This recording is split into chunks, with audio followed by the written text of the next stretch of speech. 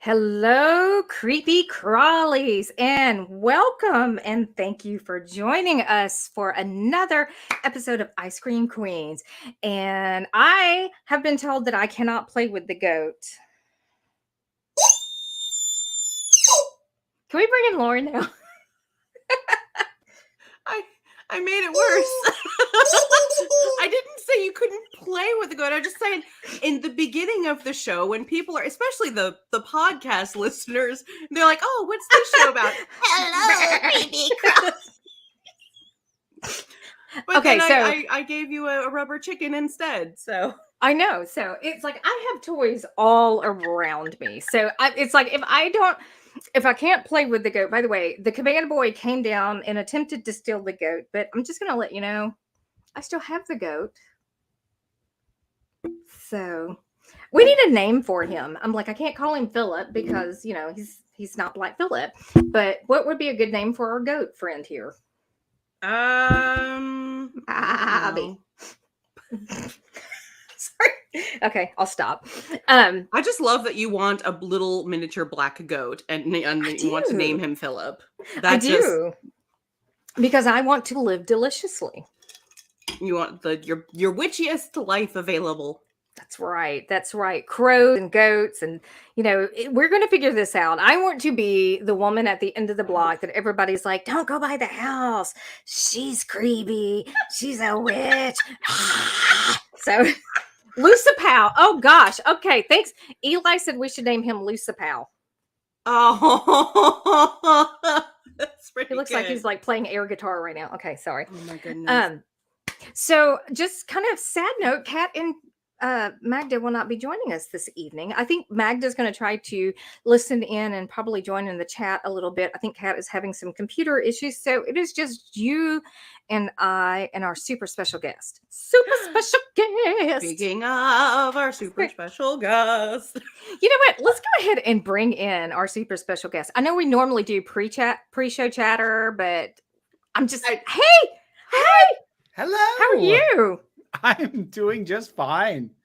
Cool. Oh my goodness, I am so happy. This crown. So you were telling us just a few minutes ago that you are coming in from a Ren fair. Yes. My partner Liz and I went to the Vermont Ren Fair. It was going on this weekend. Today was the last day. I entered the archery tournament and I won. Okay, wow. That was squawk. Cool. That was a squawk. Yeah, that's awesome. I don't do the archery tournament every year, and the reason I don't do it every year is because every year I do it, I win. I've tried archery before. It was a very big mistake. We had zero padding or anything, and it was a longbow, and so it was like, and I was done with that. We're I learned how to fire it long before I developed any of this, so people generally don't let me play with like sharp pointing things unless I just I'm sorry. What? That was very fast. Nobody saw that, right? No. What? Prop. Okay, sorry. We don't collect real things. I'm like, there might be a sword within reach. I'm not glancing at a weapons rack on my wall over there. No. I love it. Oh my goodness. I feel like we're connected by souls already. It's like the fact that okay, so Geek Gumshoe says, I'm a pretty solid archer myself. Kudos on being a champ. Yay. Awesome. So, yes, the fact that you have a weapons rack or a weapons room or a weapons collection. We have a small arsenal of weapons at our house. So what are you laughing at? You said just because you have a weapons rack, and all I thought in my head was the fembots with the weapons rack. I know. Yeah, I feel like that tonight. So. Oh my goodness! I've got the rack on the wall, and I have a plushie of an alien chest burster interweaved with the various items. He's guarding it. Yeah, you are after our hearts here. Yes. Oh, you weren't even kidding. So yeah. Oh my gosh. So quick question. Okay. Has anybody seen The Thing 40th anniversary. Has anybody seen The Thing? Yes, I've seen Okay, The good. Thing. The Thing. Yeah, So it's the I didn't. 40th anniversary. Was it redone or No, it's just it's back in theaters. It is the 40th anniversary. There is a lot of additional like behind the scenes type stuff, and I got to go see that last weekend in the theaters. After what was it? What would that be? 82? It was 82. That movie is as old as I am. Oh, wow. Oh, okay. All right, you're close to me. All right. So I got to go see it in theaters, which was a lot of fun. By the way, I want to take a moment. If you have seen it and you have some thoughts on Kurt Russell's hat, what was the purpose of that hat? It was the most hideous thing I have ever laid my eyes on. But I'm just going to say Kurt Russell still looked beautiful in the hat, but it was atrocious. Don't and I came mind to me. the I'm just Googling here. You're Googling the hat. You got to see the hat. I don't even understand. It's like, I can't even explain it. It was the most, I'm like, he was a helicopter pilot. This thing? Yes. I mean, he was a helicopter pilot. It was in the Arctic. It looks like he looks like he's like 3 and he put on his daddy's hat. I know. Aww, it's like, how do you screw up a man that is very, very beautiful already? You put an ugly hat on him. And well, oh I my mean, God. if you want me to make an argument as to why it becomes you can say that it exemplifies how isolated these people are and how far they are from giving a damn anymore. Oh, okay. And see, I was thinking the quote ugly girl makeover, where they put the glasses on them and they put their hair in like a put her braid in or a suspenders hat or and glasses. Yeah. I'm like, oh, and suddenly you take off the hat and the glasses and they're take off the glasses and she's beautiful. I don't think it works that way, does it? Does it work that way? I think I looked. It works that way. Oh my God! But you weren't the ugly girl to begin with. So you were just that's the thing. I have to put this on to dampen my natural power, otherwise it overwhelms. That's fair. We cannot be seducing all of the people watching this. So our buddy Eli, can we roll back to Eli's comment? So Eli said appropriate topic with the comic I'm working on: weapons, racks, and padding. Eli? Now I'm curious. Yes, and then just go ahead. Carowin. Okay. Yep. I saw it in the theater original run. Yeah, I'm that old. Yeah, me too. And I came to the realization, if he had the hat on, those dogs may have backed off. I'm sorry. I came to the realization very quickly I would die in an apocalypse, because if the aliens were floof dogs, yeah, I'm just like, I was yelling at the screen, don't shoot the dog. Don't shoot the dog. I was so mad. So mad. It's really fun getting to watch an older horror movie in a theater. I remember when I lived in Boston going to see a screening of Jaws, and it was amazing because I know that movie so well. I know that movie front to back. I can quote you the whole thing, but that meant I knew every jump scare that was coming, and I would take my eye off the screen and watch collectively as the entire packed theater just all jumped at the exact same time, and it was wonderful. Yes. It's so much fun. I am the type person, I love to get so ingrained into a horror movie, into a franchise, that I do know every jump scare. I'm so comfortable with what's coming next. Now, I love to see how people react. And it is we're in the South. I'm not sure exactly where you're located at, but we're in the South, and it tends to get a little bit rowdy from time to time in theaters. And people like to scream at the theater, or scream at the scene, or scream at the screen. And it's a lot of fun to scream at the screen. Yes. So it's a lot of fun in our area. So yes. I live in Vermont. It's a lot of wasps. They don't do that around here. Oh no, you have to come to our neck of the woods, and we will take you to see a horror movie with the lively crowds that we get to go see them with. So yeah, y'all, the theaters down here, they get the drive-in is extra fun. The other day, someone went to the drive-in and someone had brought their like giant potbelly pig with them to the drive-in, and there was like, they were grilling out next to the potbelly pig, and I was like, it's a little disrespectful, but okay. I was gonna say that seems like you're taunting them at that point. It's like, you be good, pig, or you're next. Yes, sir. I'm sorry. It's kind of like feeding your pig bacon. I had a friend who did We that do one have time. a topic. We do have a topic, I promise. Do we really? Okay, well, wait a minute. I want Vera, can you take a moment and just kind of tell our listeners who you are in the event that they don't know who you are and how you came to join us? I'm going to do the short version because I'm a professional content creator and I have ADHD and I fill up my time. That means I do way too much. But main thing for me is Council of Geeks on YouTube. That has my most polished work, new videos every Saturday on geek culture and tropes in movies and television and LGBTQIA plus representation. Because for the sake of the podcast listeners who can't see me, I am gender fluid. I also have the Vera Wylde YouTube channel. Wilde is spelled Wilde because I had to do it super pretentious like. And that is where I talk more about my experiences as a gender fluid person. Also under Vera Wylde, you can find me on TikTok where it's an absolute crapshoot what I'm doing. It's whatever I felt like at the time. You could also find either Council of Geeks or Vera Wylde on Twitter, on Instagram, on Twitch. I have the Council of Geeks podcast feed. I have another podcast I do with my partner that's on the Fire and Water Network. I do way too much. I love it. I do. I was just sitting there. I'm like, what doesn't Vera do? Oh my gosh. What?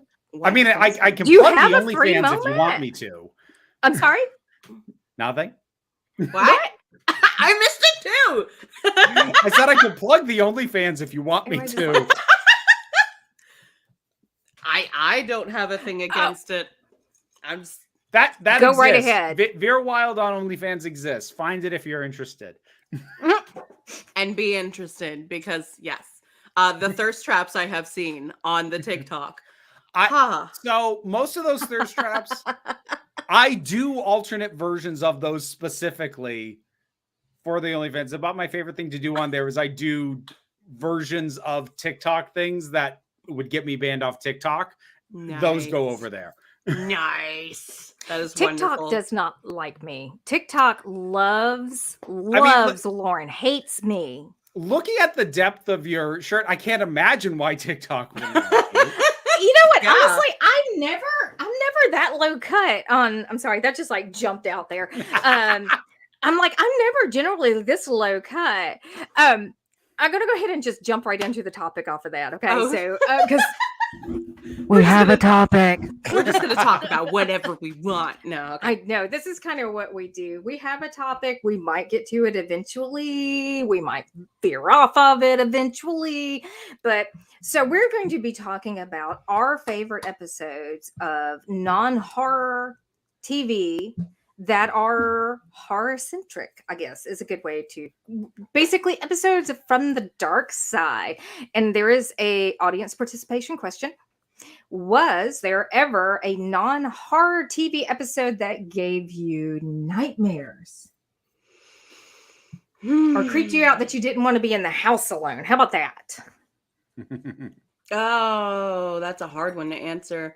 I have, all right, if you know me well, I have a few favorite shows that I will just watch on repeat. I think everyone has the comfort shows. One of those being Buffy. And this wasn't really specifically a horror episode, but it was the episode that just went right in the feels and gave me such the nightmares about like my mother dying and all of that.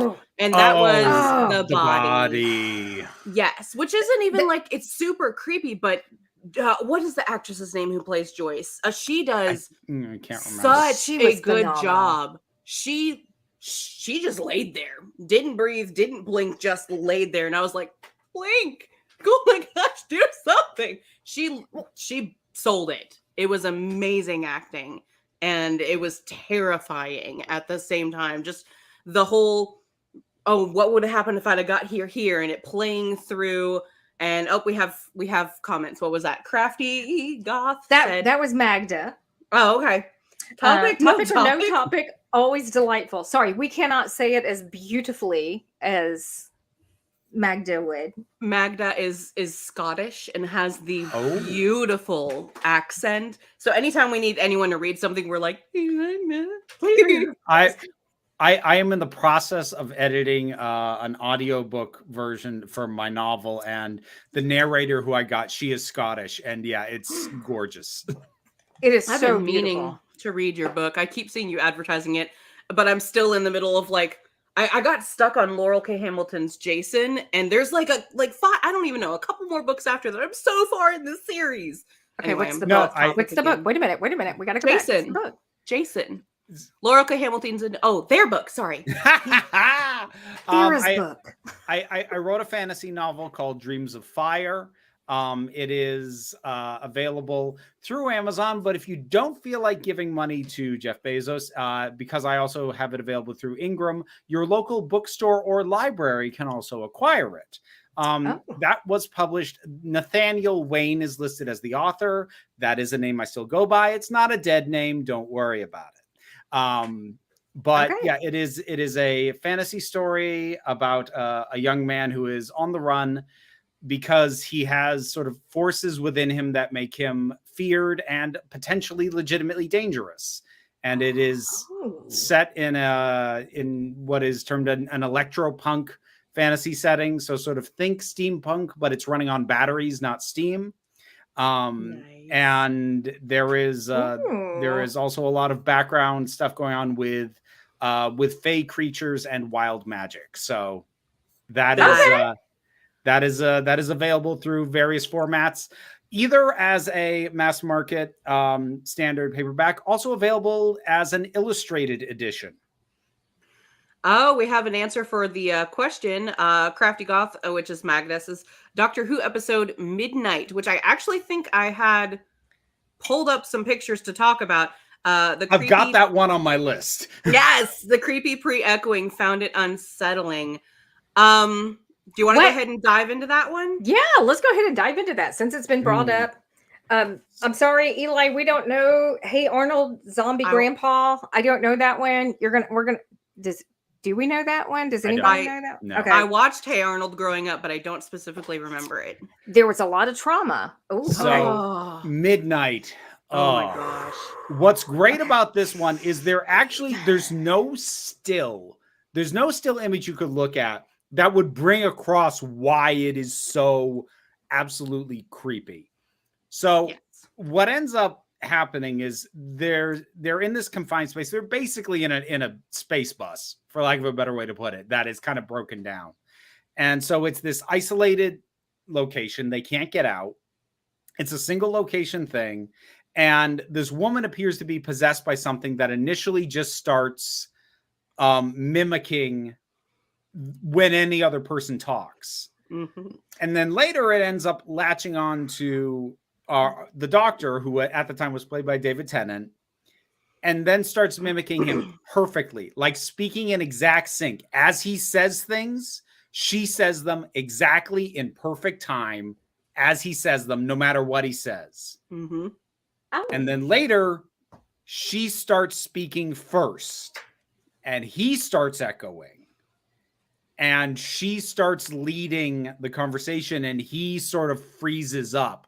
And as this is going on, the other people on this bus, on this thing, are in absolute panic. They want to throw her out into this inhospitable environment, onto this planet's surface where she'll die. Initially, the doctor stops them. But then when this switch happens, they try and throw the doctor out because now they think he's the problem. Mm-hmm. And part of why it's not only just flat out creepy, but it is so perfectly tailored, especially to this doctor, is David Tennant's doctor is one of the most talkative doctors. He loves to talk, and talking is always to his advantage. Even if he can't talk himself out of a situation, he can stall for time by talking. But as he talks, she gets more in sync with him. So the one thing that he can always count on is being used against him, and then is eventually stolen from him. And it's terrifying just conceptually, especially because we never know what this thing is. It never gets identified. We never know what this thing is, and we never should. But it's the one thing that he should always be able to do, which is to talk and stall, and he can't do it. And when he tries to, it makes everything worse. Yeah, those scenes are absolute magic as well. I would be very interested to know how many takes it took, how much practice those two actors had to sit down and like, okay, I'm going to say this then, and then like pause, and then banana, and then, you know, and or whatever they're saying, to get it to the point to where they were perfectly in time, and then slowly move it to where one was before the other. I want to know how many takes, how many practices, how long that took, because it was so immaculately done. Well, if you know much about filmmaking, a lot of it is in the editing. There are only a couple of shots, like we had the shot up earlier, where they're in complete profile and you can see both of their mouths at the same time. Most of it is like slightly over the shoulder or slightly at an off angle where you're not seeing both of their mouths at the same time. And then it's just audio editing, lining it up. But there are a handful of those shots where, yeah, they had to have that nailed. Mm-hmm. And it's so good. And to me, the creepiest part of this entire episode was, yeah, you don't know what's going on with the doctor. He should be able to talk his way out of the situation. But everyone else's reaction, the mass mob mentality of, oh, something's wrong, attack this person, get this person out of here, get this, just them panicking and showing what can happen in situations like that when people don't know what's going on and they're scared and decisions are just being made.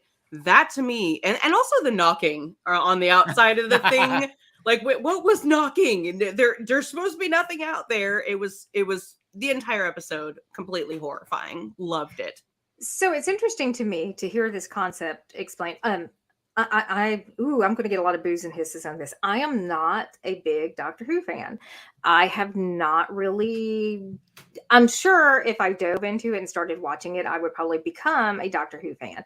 But I have not taken that step because there's so many other things that I'm kind of involved in right now.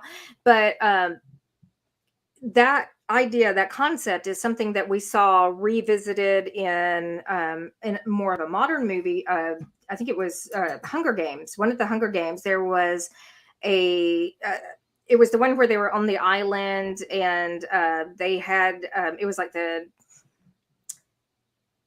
Centennial. I can't remember exactly what it was. I've read them and I've watched the movies, but there was something in the woods that was mimicking the voice of the people that they loved, and it was luring them out to the woods, and they would kill them. Basically, a fog would come in and it would kill them. So, that was the second one. That was the second one. Okay. That was Catching Fire. It like I've only seen the first two movies, but you said the fog, and that immediately clicked. Like, I remember the fog. I remember that. Yes. Okay. So yeah, that was one of those things that as soon as you were saying that, I'm like, wait a minute, I have seen something recent with that premise.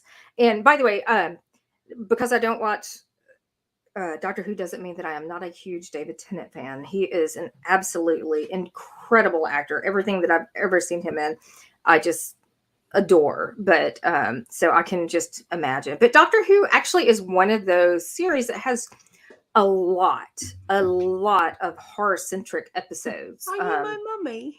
Oh my god, that is on my list as well. Okay, so yeah, that guy. When my husband and I were doing research, because my husband will sit down and do research with me for shows to make me research, we were looking up creepiest episodes of this, or the creepiest episodes of that, and we were looking up shows that we already kind of knew because I wanted something I could talk about where I feel like I could jump off of. We typed in like scariest episodes of Doctor Who. Your video popped up and we were like, why not?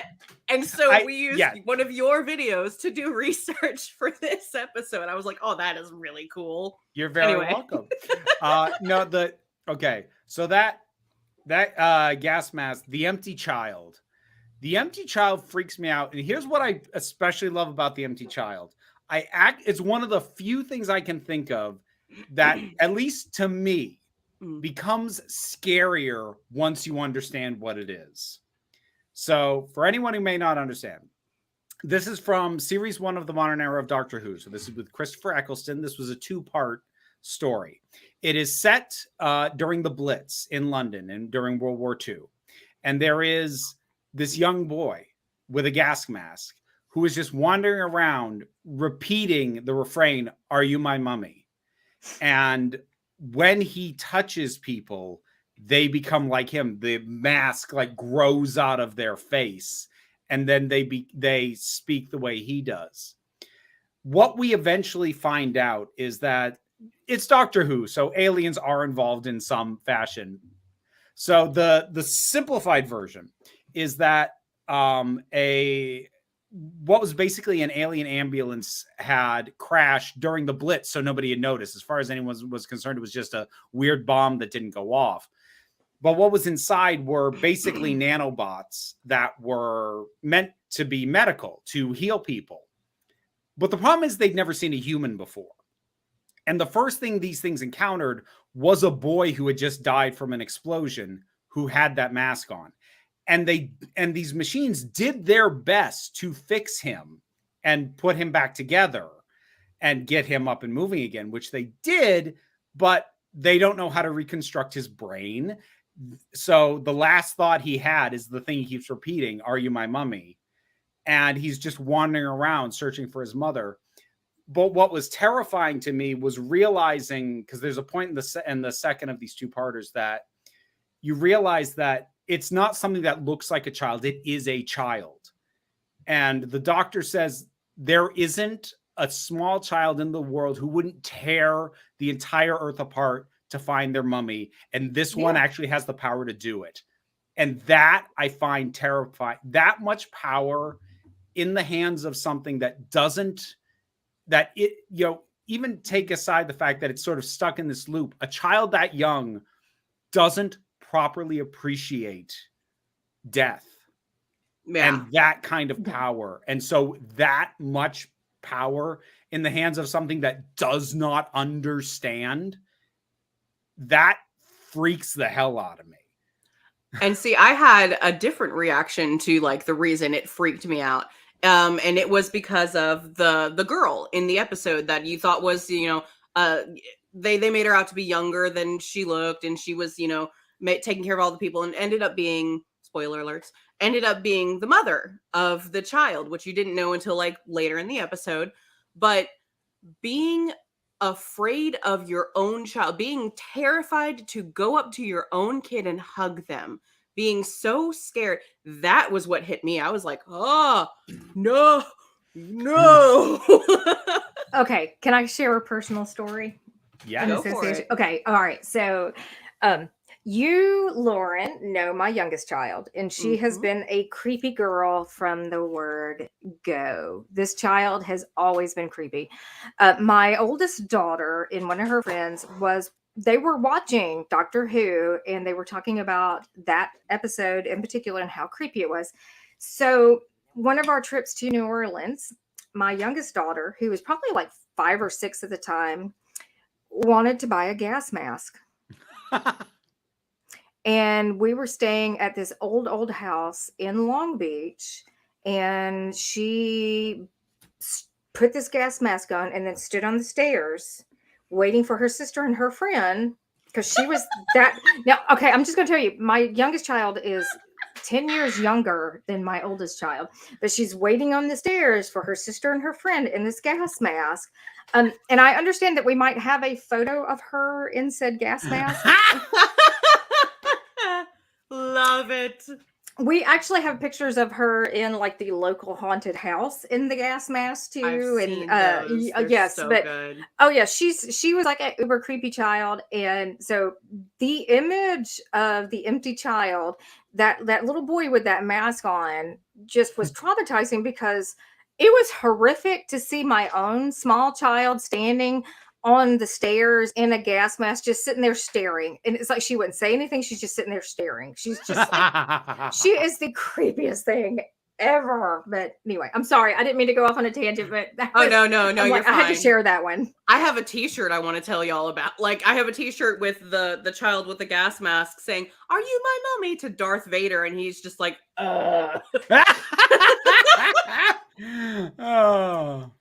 yay, nerdom. We'll talk about her and Darth Vader some other time then, because we have pictures of her with Darth Vader as well.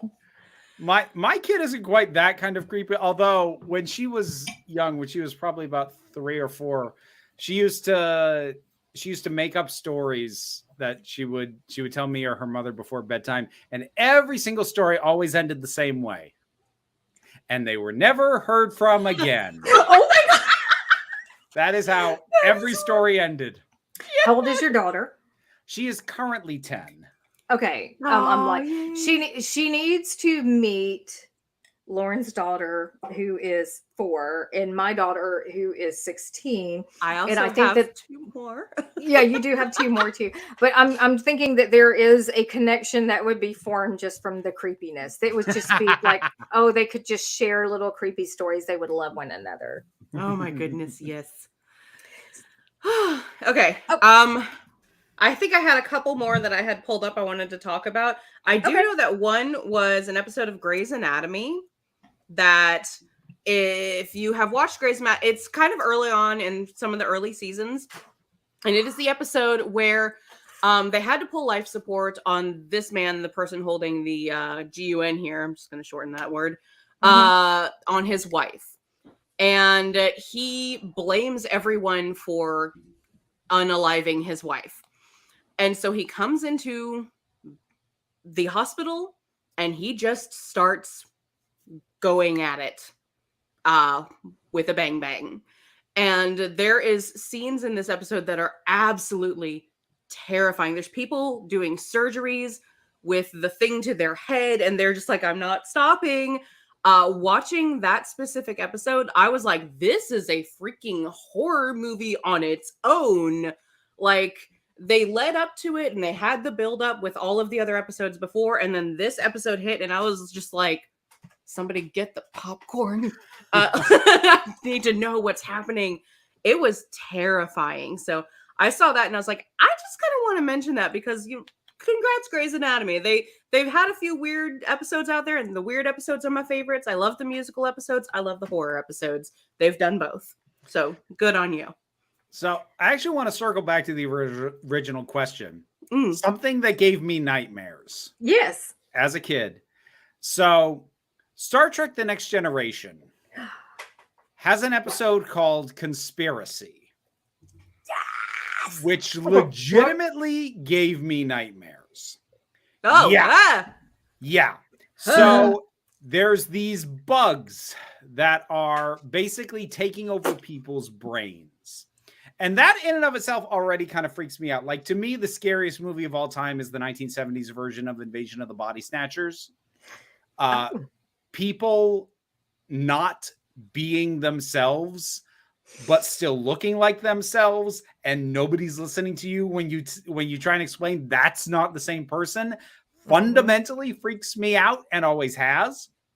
So it's already terrible for that reason. But towards the end, so that image we had a minute ago of the guy with the thing in his mouth.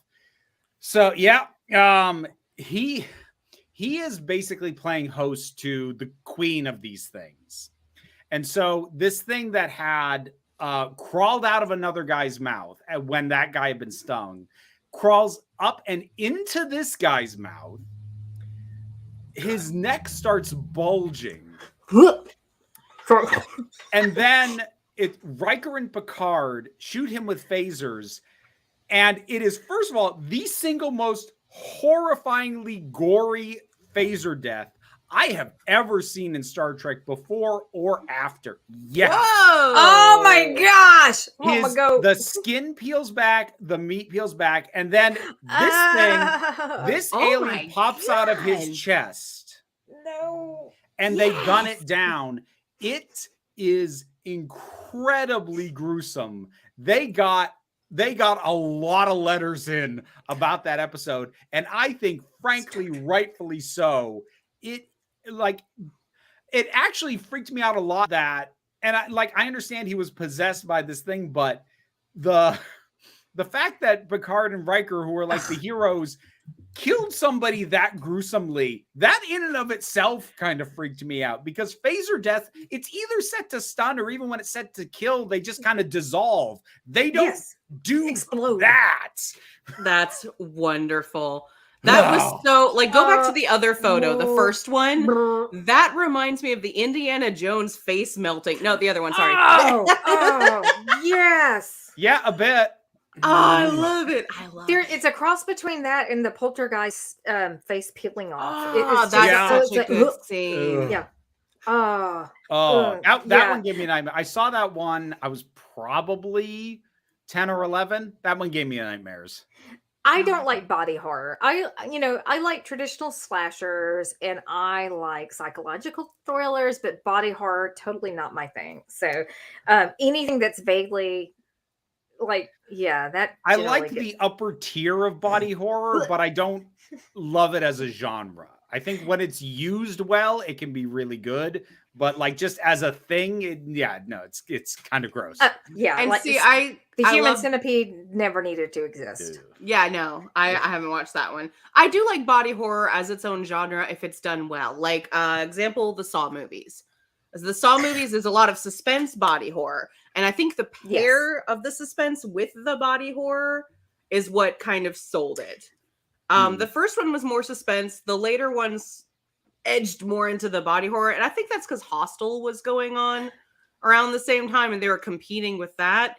But I know, I agree. It was a win for me. I liked them. I was not a fan of Hostel. I don't like eyeballs. I don't like anything with eyeballs. In the first Hostel had that end scene where I have very little respect for Eli Roth as a creative entity. If you rely that heavily on shock and gore, and you can't, I mean, it's if you're going that far away from storytelling, it's like I love a lot of the horror movies that I grew up and loved were in the 70s, and they were practical effects, and they were storytellers. I mean, these were stories that were, in depth, and they were creepy and they were scary. It's like The Exorcist. The Exorcist is horrifying, but okay, except for Lauren. Lauren you didn't think that one was scary, did you? No, it's fine. It's fine. It's okay. I don't think it's very scary either. I don't like exorcisms. That's just, it's like, that's the one thing that, the concept of something taking over you is, Like, I get that as but like, for me, there is a difference between, like I mentioned, Invasion of the Body Snatchers. There's a difference between like a single entity taking over someone and like it happening en masse. That like makes a big difference in terms of creeping me out. But like, I'm also a bit of a contrarian. Like, I hate The Shining. I absolutely hate that movie. So did you like to see it redone? Then? I haven't read the book. Okay, so it was redone. There was a mini series on regular television. That stayed a lot closer to the book. See, that's the thing. When I say that, lots of people assume, it must be because I'm a fan of the book and I don't like the changes. No, I never read the book. I just think it's a bad movie. It has good scenes and there's some strong scenes in it, some strong acting, but it is very slow in other parts, like really dragging on. And hey, can we find the plot somewhere in here again? Slow, at least to me. If you ever want to see something interesting and you've watched the original movie, go back and watch the Wendy theories. So basically, there's a concept that his wife, Wendy, was the one who was insane, not Jack, which is kind of interesting. Is it Jack? I'm like, it's been a while since okay. But if you go back and you watch it, So, I mean, it's like, if you go back and watch the conspiracies, and there are a lot of inconsistencies in the movie, which is very not Stanley Kubrick. So so there's a lot of, kind of covers a lot of that. But then again, it's like years later after he's deceased that we'll move on from this, because I could go off on a whole tangent. But like that right there is honestly part of why I hate the movie. I don't like the movie in and of itself, but I hate the fact that more often than not, when I hear people defend it, it is by bringing in stuff that's not in the movie. It's either bringing in a million theories, or it's telling me how meticulous the behind the scenes and how many takes. I don't care. I don't care how many takes there were when the movie sucks. That's fair. That is absolutely fair. So to get back on topic, I actually do have a couple of episodes because I don't want to get yelled at because I like The Shining. I'm kidding. I'm kidding. I'll take the heat. Anyone who thinks The Shining is great, come on, bring it on. Fight me. Leave the other two out of it. Fight me in my own space. I just get grumpy because Shining and Amityville Horror are like the exact same movie. That's my only thing. I'm sorry. I love Amityville. I'm an Amityville person. I absolutely love the whole concept that it's a ghost story within a ghost story, that none of it's real. Except for the murder, or excuse me, the unaliving. God, I keep doing that. I'm awful at that. But that could be an entire episode in and of itself, because that's we talk about franchises. Amityville is mine. I love Amityville so much. Okay, so back in 1978, we're going to date ourselves here a little bit. There was a little show called The Waltons. And The Waltons was known for being very prim and proper. They didn't do Halloween episodes, but there was an episode that was uber creepy, and it was called The Changeling. So The Changeling takes place on Elizabeth Walton's 13th birthday, and she starts experiencing a poltergeist in her house. And I mean, there is a piano playing. There is a Raggedy Ann doll that gets up and moves around. There is furniture moving. Oh yeah, it is. This was probably the first creepy episode of television that I ever remember seeing. And I want to say that it was one of those episodes that it was shown once. And I mean, well, back in 1978, reruns weren't really that big. You moved on to the next thing. There weren't a lot of channels to fill up. So it was one of those that was never really revisited. And it was one of those episodes I'm like, do I really remember that? Am I making this up? But it was a truly, truly creepy episode. They actually discussed what a poltergeist is. They talked about the significance of the number 13 and what it meant to turn 13. It was really kind of a creepy episode. And I remember it kind of sticking with me. And here I am to this day. And I'm like, the puberty poltergeist. Oh my God. Oh, wow. Yes. That's really what it was. It was basically like, all of these strange things that happen to specifically young girls when they turn 13. But it was kind of an interesting concept, and it has stuck with me to this day, because as soon as we started talking about this topic, it's like, I know the one, but I can't remember it. I know it exists. I gotta love that they chose a Raggedy Ann doll of all of the dolls they could have floating around and all that. Because for us, we look at that now and we think Annabelle. Because the original Annabelle doll. I was about to say, yeah. And I'm curious because I know that they would have been visiting Ed and Lorraine.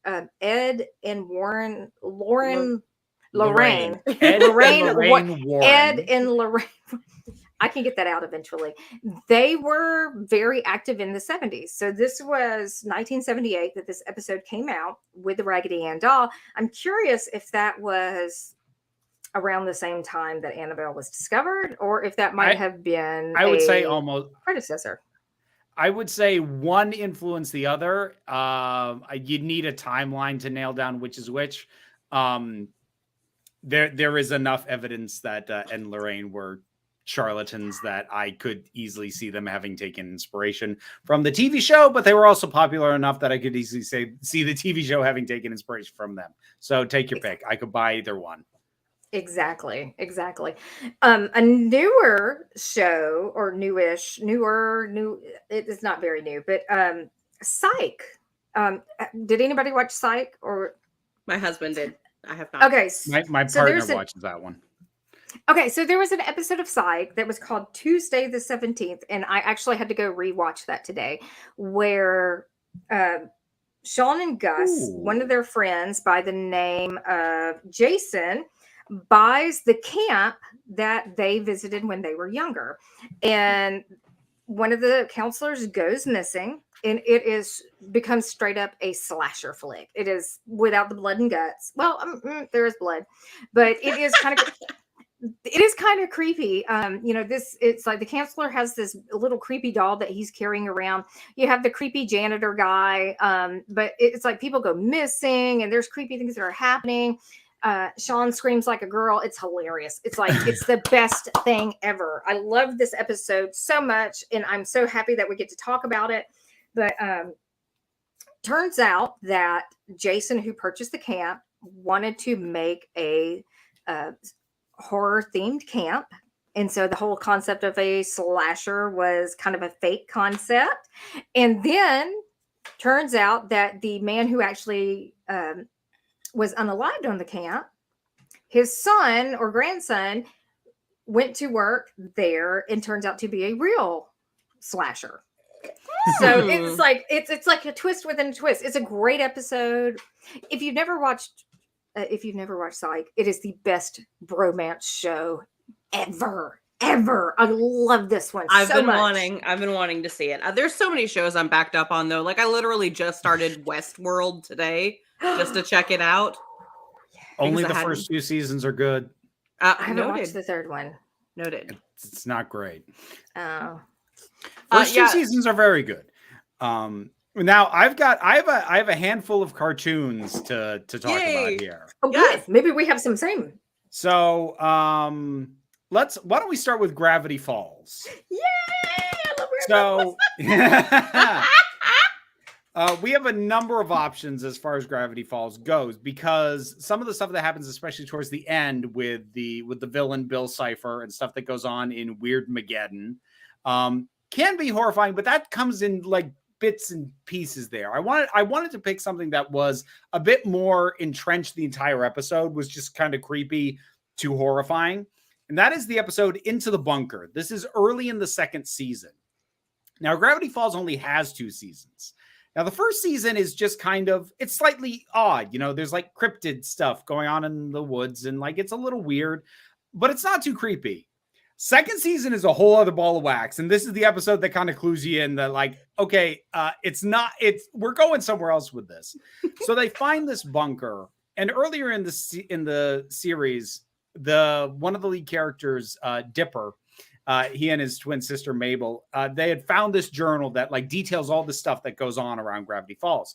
And Dipper has been obsessed with finding the author of the journal. So that when they get into this bunker, they find this old guy who just seems to be this kind of old-timey person who claims to be the author of the journal. And that seems all well and good until he starts acting a little weird and a little creepy. And then his head turns 360 degrees around and he grows spider legs and climbs up on the ceiling. So he's a shapeshifter. Okay. And the most horrific image, which we've now seen a couple times, is when this thing mimics both Dipper and Mabel at the same time as this meshed together 2-headed spider thing. Yeah. And I watched this one with my kiddo. I hadn't seen it before. She was fine. You were but like, I traumatized. remember seeing that and afterwards being like, do you want to take a break or do you want to keep going? She's like, let's keep going. But I did feel like I have to check in with her after this one because it's set in this confined space. It's set underground. It's set in caves. So even before this nonsense happens, it's already got creepy vibes all over the place. And then it just does a kid's version of The Thing is what it does. Oh, yeah. So, yeah. Well, and that imagery, the melded together, that meshed together, that is honestly, there was a version of Dracula. It might actually have been Van Helsing, where they had the brides that were like, it might have been actually the Bram Stoker, Gary Oldman version. But there was a version of that where the brides were like stuck together and they were kind of like that. So there's some actual horror movie imagery that goes alongside that. So for you and I, we're probably looking at it going, oh my God, that's horrific. Because we know what that correlates to in another movie. Yeah, that's part of it. So I have 2 other cartoons. one fairly recent, one from my own childhood. So let's see. Okay, how about we talk about Batman the Animated Series? Okay. We talk about when it became the New Batman Adventures, and the 4th episode of that was the reintroduction of the character of Scarecrow in an episode called Never Fear. And this was the redesign on the Scarecrow. Nice. First of all. So that's horrifying. Yeah. So before he had just been kind of, he just looked like this straw stuffed kind of thing. So we have this redesign, which is so heavily shadowed and the teeth are so prominent. And he's just got a noose around his neck. Fashionable tie. Decorative noose. But even beyond his incredibly terrifying redesign, the concept is actually really scary as well, because in this one, normally Scarecrow's whole thing is fear gas. He induces fear in people. Here, he's done the opposite. He's come up with something that completely removes someone's greatest fears. So like the episode opens with somebody like swinging from cables between the buildings, and you think maybe it's Batman, but it's just some guy doing it who it turns out has a fear of heights. And so Batman later gets doused with this thing. And I can't remember if the episode lays this out explicitly, but Batman's greatest fear is going too far and losing his moral compass. So that's basically what happens. Like, he interrogates a guy for information on where Scarecrow is, and he's dangling him on a rope over, just over the edge of a building, and he starts cutting the rope. and he doesn't pull the guy back up. He leaves, the rope snaps. Robin catches this guy. Batman left. And later on, Robin has to pull Batman off of the Scarecrow to stop Batman from beating the Scarecrow to death. So not only do you have the Scarecrow as a villain, but Batman has become a hazard as well. And Robin, who is Tim Drake in that one, is Batman out there. He has to try and deal with his mentor having gone completely off the rails, in addition to the villain that's going on. And it's all pretty unsettling. Yeah, that sounds terrifying. Oh my gosh. Well, there are a lot of, just Batman in general. If you think about what happens with Robin, there's so many different storylines where Robin is, he is kidnapped, he is tortured, there are so many things that happen to him. But one of the most horrifying ones is when they make him a little Joker. When they make him, Batman Beyond Return of the Joker. The only reason I didn't bring that up is because that is technically a movie. Yes, but it is spun off from the cartoons, and yes, that's some properly horrifying stuff. Oh yeah, Batman is full of like creepy and horrific imagery, and it does it so well. I see that we're getting the little ticker across the bottom, which means we are coming up to the top of our hour. Okay. You had one more? I have 2 more I'm going to do real quick. I'm going to burn through these. Sure. One more cartoon and then one live action. Okay. So cartoon, Steven Universe. There was an episode called Steven and the Stevens, where Steven uses basically a time loop to run into other versions of himself to create a band. That's like, it's a goofy thing. He wants to start a band. Naturally, he and his duplicates start fighting, because that's what always happens in these. And ultimately the solution is for them all to go back in time when Steven originally found the time loop device thing and to break it. And that naturally makes them all go away. Now, this is a kid's show. You expect them to just kind of poof out of existence.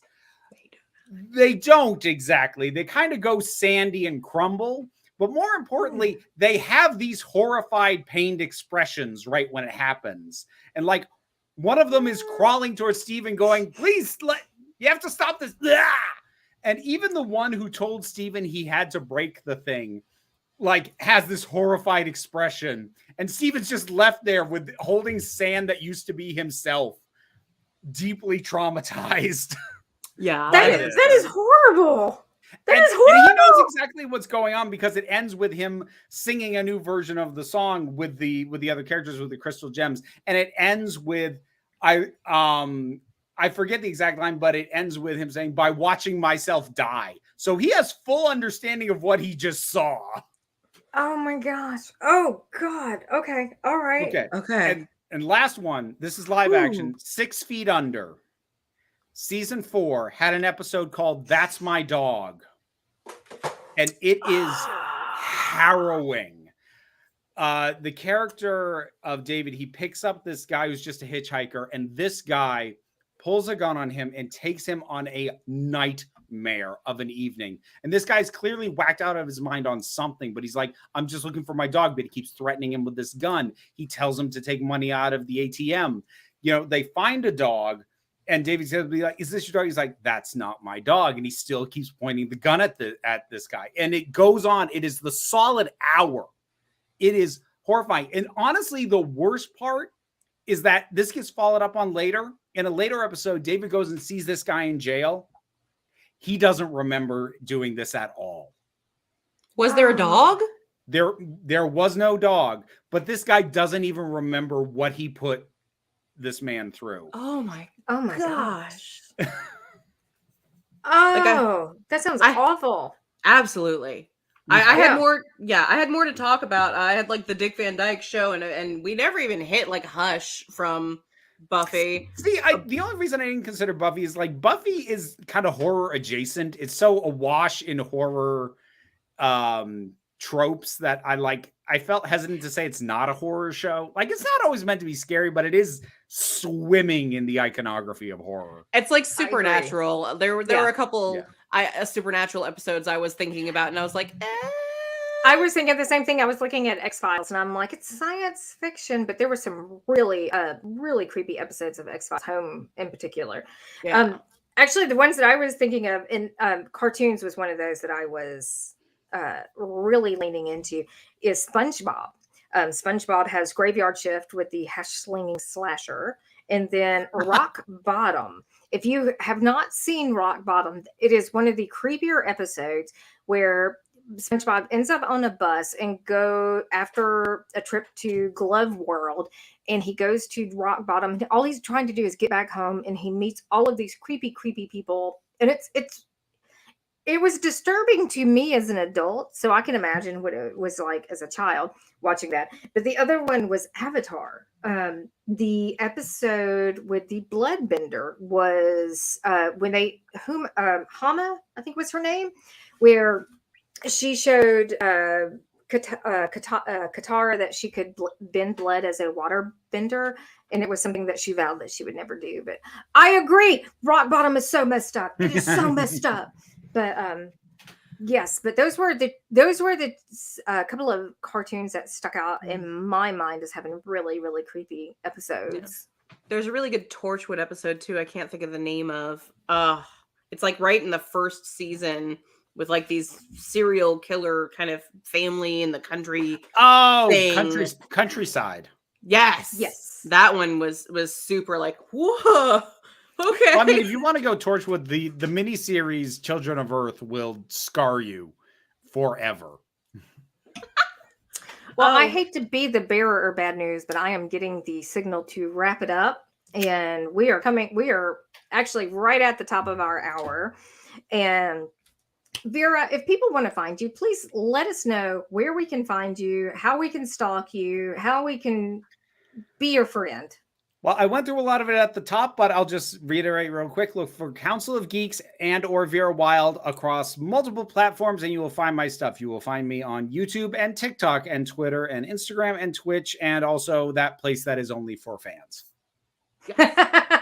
Seriously, though, if you are geek-centric, if you like hearing about things like Doctor Who or Buffy or just hearing about anything like that, the YouTube channel, Council of Geeks, that's where I first found you.